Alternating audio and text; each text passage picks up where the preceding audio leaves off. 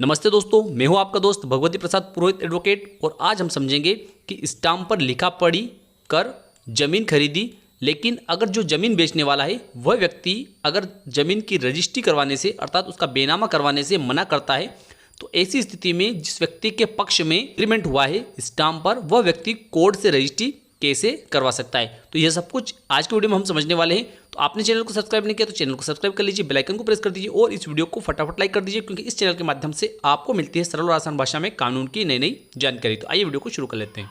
देखिए दोस्तों, यहाँ पर हमने एक काल्पनिक ग्राफ लिया है। इसमें काल्पनिक नाम लिया है महेश, एक काल्पनिक नाम लिया है विजय। ठीक है, और यहाँ पर यह 1 हेक्टेयर जमीन जो है यह इस महेश की है। ठीक है, अब क्या होता है कि यह महेश जो है यह इस विजय को इस 1 हेक्टेयर भूमि को इस एग्रीमेंट के माध्यम से विक्रय करता है। क्या करता है? स्टाम्प पर लिखा पढ़ी करवाता है और इस स्टाम्प के माध्यम से इस विजय को बेच देता है। ठीक है, तो जैसे मान लिया जाए कि इस एग्रीमेंट में, इस स्टाम्प में इस बात का उल्लेख है कि आज तारीख को इस जमीन का सौदा हुआ है, लेकिन किसी भी कारणवश चाहे इस विजय ने इस महेश को पूरी राशि, इसकी जो विक्रय प्रतिफल है वह पूरा इसको अदा नहीं किया है महेश को, तो इस कारण से भी इस जमीन का जो है विक्रय पत्र जो है, रजिस्ट्री जो है, उसका निष्पादन जो है इस विजय के पक्ष में नहीं करवाया जा रहा है। ठीक है, या अन्य कोई कारण भी हो सकता है। ठीक है, तो देखिए सबसे महत्वपूर्ण बात जो रहती है वह ये रहती है कि इस एग्रीमेंट के आधार पर जो जमीन इस विजय ने इस महेश से खरीदी है, यह जमीन जो है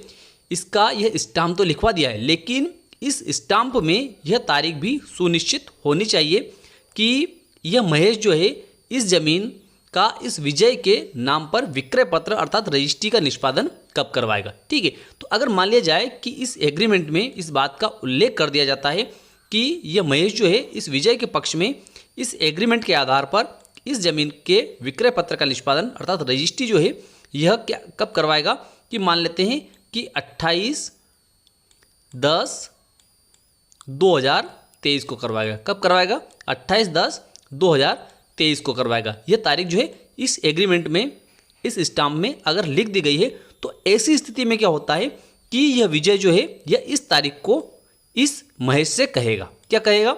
इस महेश से कहेगा कि आपने इस एग्रीमेंट के अनुसार जो है इस तारीख को तारीख निश्चित की है कि इस जमीन के विक्रय पत्र का निष्पादन आप इस मुझ विजय के पक्ष में करवाएंगे। ठीक है, तो यह विजय जो है इसको इस 28 तारीख को इस महेश को जाकर कहना पड़ेगा कि इस जमीन की रजिस्ट्री अर्थात विक्रय पत्र का निष्पादन आप मेरे पक्ष में करवा दीजिए। ठीक है, अब अगर इस तारीख को यह महेश जो है इस विजय के कहने पर भी इस विजय के पक्ष में इस जमीन की रजिस्ट्री इस विजय के नाम पर नहीं करवाता है, तो ऐसी स्थिति में इस विजय को क्या करना चाहिए? तो देखिए, ऐसी स्थिति में इस विजय को तुरंत किसी एडवोकेट से जाकर मिलना चाहिए और उनको यह एग्रीमेंट जो है, यह स्टाम्प जो है यह बताना चाहिए। ठीक है, तो ऐसी स्थिति में एडवोकेट क्या करेंगे कि इस एग्रीमेंट के आधार पर, इस स्टाम्प के आधार पर क्या करेंगे कि एक सूचना पत्र जो है इस महेश को भेजेंगे। क्या करेंगे? इसको एक लीगल नोटिस भेजेंगे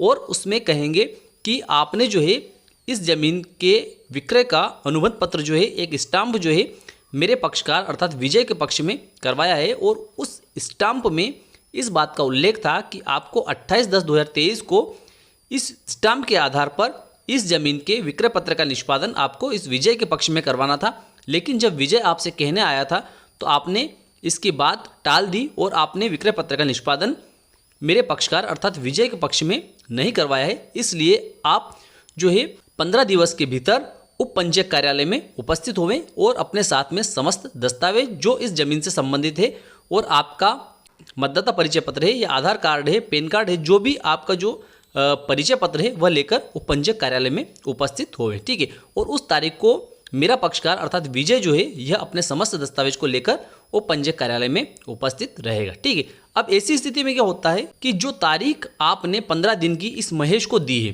ठीक है, एडवोकेट के माध्यम से सूचना पत्र भेजकर जो तारीख जो है आपने महेश को दी है, उस तारीख को इस विजय को उप पंजीयक कार्यालय में उपस्थित होना पड़ेगा। क्या करना पड़ेगा? उप पंजीयक कार्यालय में उपस्थित होना पड़ेगा। कहाँ पर? उप पंजीयक अर्थात सब रजिस्ट्रार के ऑफिस में इस विजय को उपस्थित होना पड़ेगा और अपनी उपस्थिति के लिए वहाँ पर आवेदन देना पड़ेगा कि मेरे पक्ष में जो है यह अनुबंध पत्र जो है यह इस महेश के द्वारा निष्पादित किया गया था, लिखवाया गया था, और आज इसको उपस्थित होने के लिए, इस महेश को उपस्थित होने के लिए मैंने एक सूचना पत्र भी अधिवक्ता के माध्यम से भिजवाया है, यह आज उपस्थित होकर मेरे पक्ष में अर्थात विजय के पक्ष में जो है इस जमीन के विक्रय पत्र का निष्पादन करें। ठीक है, तो इस प्रकार से अगर यह महेश जो है उपपंजीयक कार्यालय के समक्ष इस नोटिस के अनुसार उपस्थित हो जाता है और विजय के पक्ष में अगर विक्रय पत्र का निष्पादन करवा देता है इस स्टाम्प अनुसार, तो कोई बात नहीं। लेकिन अगर उसके बाद में भी उपस्थित नहीं होता है तो ऐसी स्थिति में इस विजय को क्या करना चाहिए। ठीक है, तो देखिए ऐसी स्थिति में इस विजय को क्या करना चाहिए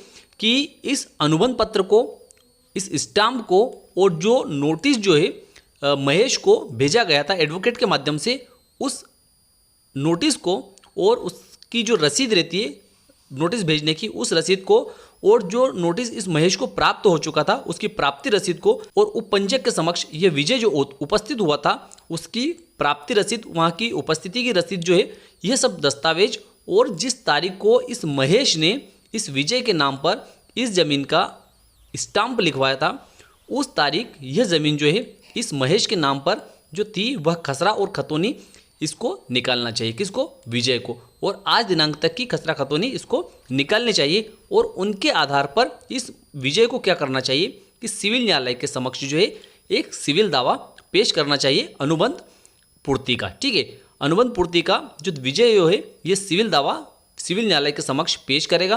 तो सिविल न्यायालय के द्वारा इस महेश को एक सूचना पत्र जारी किया जाएगा। क्या किया जाएगा? इस महेश को एक सूचना पत्र जारी किया जाएगा और इससे कहा जाएगा कि इस विजय ने न्यायालय के समक्ष जो है एग्रीमेंट के आधार पर, इस स्टाम्प के आधार पर, इस जमीन का जो स्टाम्प हुआ है उसके संबंध में एक सिविल सूट पेश किया है, एक सिविल दावा पेश किया है, इसलिए आप उपस्थित होकर अपना उत्तर प्रस्तुत करें।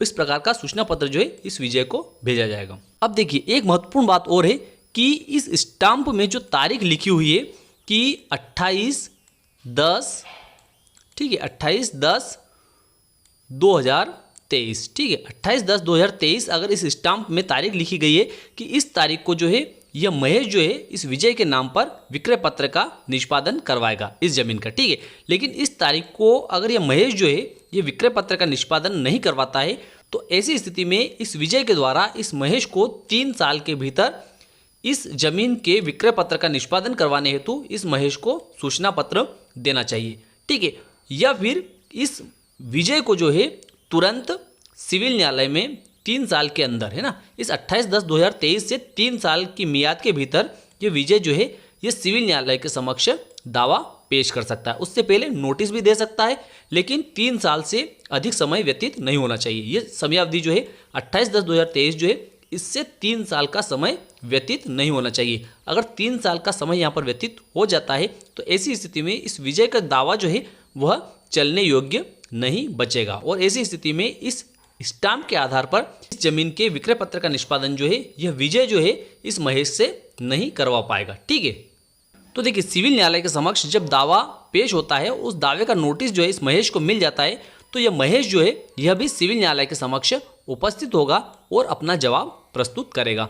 अगर यहाँ पर सिविल न्यायालय के समक्ष जो है यह विजय जो है यह साबित कर देता है कि हाँ इस प्रकार का जो है स्टाम्प इन दोनों लोगों के बीच में लिखा गया था और इस विजय ने सभी प्रयास कर लिए इस महेश से इस जमीन की रजिस्ट्री करवाने के, विक्रय पत्र का निष्पादन करवाने के, लेकिन यह महेश जो है इस विजय के पक्ष में विक्रय पत्र का निष्पादन नहीं करवाना चाहता है और वास्तव में इस महेश ने इस विजय के पक्ष में एक अनुबंध पत्र अर्थात स्टाम्प पर लिखा पढ़ी कर यह जमीन जो है इस विजय को विक्रय की है। इस प्रकार अगर यह विजय जो है सिविल न्यायालय के समक्ष साबित कर देता है तो ऐसी स्थिति में सिविल न्यायालय के द्वारा इस महेश को आदेशित किया जाएगा कि आप इस जमीन के विक्रय पत्र का निष्पादन इस विजय के नाम पर करवाएं, अर्थात इसके नाम पर इस जमीन की रजिस्ट्री करवाएं।